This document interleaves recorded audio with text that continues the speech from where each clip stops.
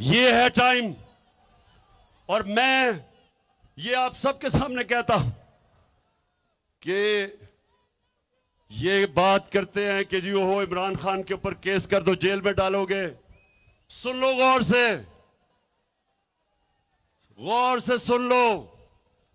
Jail तो छोटी चीज है, मैं तो अपनी जान की कुर्बानी देने के लिए तैयार हूं।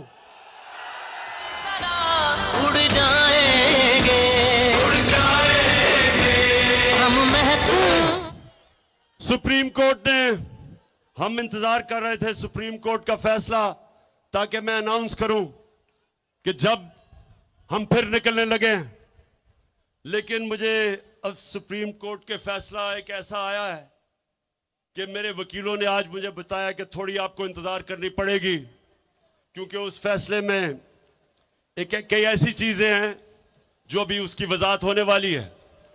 लेकिन मैं आज यहां खड़ा होकर अपने सुप्रीम कोर्ट को यह जरूर पैगाम देना चाहता हूं अपनी सारी कौम के सामने कि देखें, मैं तो वो पाकिस्तानी हूं जो 40 साल से मेरी कौम जानती है, मुझे 40 साल से जानती है कौम।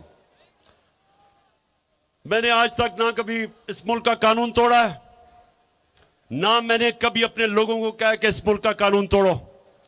हमेशा एहतजाज हमने पुरअमन किया।